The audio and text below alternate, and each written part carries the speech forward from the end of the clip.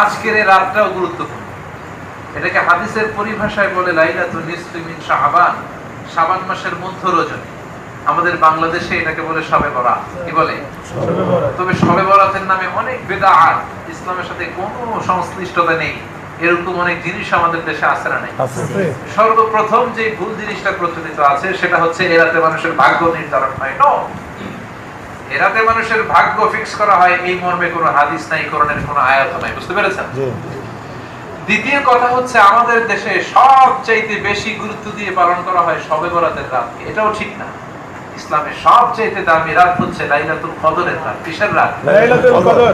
আমাদের দেশে আমরা 27শে রমজানকে লাইলাতুল কদর হিসেবে পালন করি, কিন্তু এটা নিশ্চিত না যে 27 তারিখে কদর হবেই। বরং বিশ্বনবী বলেছে ফালতাবিসু ফিল আশরিল আওয়াখির মিন রমাদান, রমজানের শেষ দশকের বেজর রাত্রিগুলোতে তোমরা লাইলাতুল কদর তালাশ করো। সেই হিসেবে 21 তারিখ রাত, 23 তারিখ রাত, 25 তারিখ রাত, 27 তারিখ রাত, 29 তারিখ রাত, এই 5টা রাতের যে কোনো রাতেই কদর হয়ে যেতে পারে। এমন হতে পারে আপনি 27 তারিখ রাতে ইবাদত করেছেন কিন্তু ওই বছর কদর ছিল 23 তারিখ রাতে। হতে পারে কি পারে না? এজন্য বুদ্ধিমানের কাজ হচ্ছে আপনার সারাদিন যত ব্যস্ততাই থাকুক, এই 5টা বেজর রাতে 21, 23, 25, 27, 29 এই 5টা বেজর রাতের ইবাদত কোনোভাবেই মিস করা যাবে না। আর সাহারি খেতে যেহেতু আমরা রমজানে উঠবই, সাহারির আগে ওযু করে 2 রাকাত বা 4 রাকাত নফল নামাজ পড়ে নিব। সবকিছুর জন্য আমরা চাইবো কার কাছে? অনেকের ভিসার সমস্যা আছে, খেতে খেতে আল্লাহর কাছে চান। এখনো বিয়ে করেন নাই, আল্লাহর কাছে চান। সন্তান নাই, আল্লাহর কাছে চান। ধনাঢ্যতা চাচ্ছেন, ধনী হতে চান, বিজনেস চালাতে চান, যাও চান, আপনার মনের সব দুঃখগুলোকে কায়মনো বাক্যে কার কাছে পেশ করতে হবে? কেউ যেটা দিতে পারে না সেটা দিতে পারে কে? আল্লাহ। আর জোরে বলেন কে? আল্লাহ।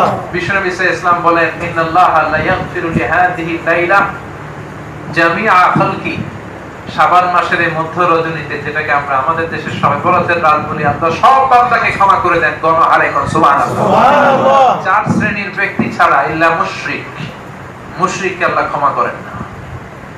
মুশাহিন, অন্যের ভালো অবস্থা দেখে অন্তরে যে হিংসা পুষে রাখে তাকে আল্লাহ ক্ষমা করে না।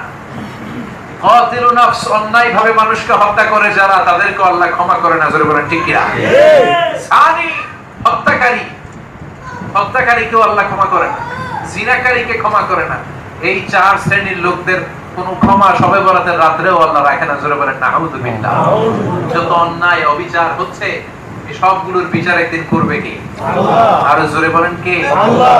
আমাদের দেশে এত নাজুক পরিস্থিতি আমরা কখনো কাটাই নাই। জোরে বলেন ঠিক কি না? এজন্য শুরুতে বলছিলাম আযাব আর গজব চেইন আকারে, তাসবির সুতা ছিঁড়ে গেলে দারাজের নিয়ে আসে, একটার পর একটা আযাব আর গজব দিয়ে আমাদের উপর লানত দিচ্ছে কে? আল্লাহ। আর জোরে বলেন কে? আল্লাহ। আল্লাহ আমাদের বোঝার তৌফিক দান করুক, আমরা বলি আমিন। এজন্য কদরের রাত্রির চেয়ে গুরুত্বপূর্ণ রাত্রি বলে এই রাতকে মনে করা যাবে না। এই রাতকে ভাগ্য রাত্রি, ভাগ্যের রাত্রি, ভাগ্য রজনী বলে মনে করা যাবে না। এই রাতে হালুয়া বিতরণ, সিন্নি বিতরণ, অতিমাত্রায় লাইটিং করা, এগুলো করা যাবে না। বরং এই রাতে আল্লাহ যেহেতু বান্দাকে ক্ষমা করে দেয়, এমন পরিবেশ আমরা নিজেদের জন্য করে রাখবো যেই পরিবেশ দেখলে আল্লাহ আমাদেরকে বেশি বেশি ক্ষমা করবে। জোরে বলেন ঠিক কি না? আল্লাহ আমাদের সবাইকে কথাগুলো বুঝার ও আমল করার তৌফিক দান করুন। আমিন। যতগুলো কথা বললাম কোরআন এবং হাদিস থেকে বলেছি, বানিয়ে কিছু বলি নাই। তারপরেও আমার মনের অজান্তে কোনো মিস ইনফরমেশন যদি বের হয়ে যায়, সেগুলোর জন্য আল্লাহ আমাদের স্মৃতিপট থেকে মুছে দেয়, আমরা বলি আমিন। সত্য, সুন্দর, কল্যাণকর যা বলেছি তার সবটুকু প্রথমে যেন আল্লাহ আমাকে আমলের তৌফিক দান করে, আপনাদেরও আমলের তৌফিক দান করে, আমরা বলি আমিন।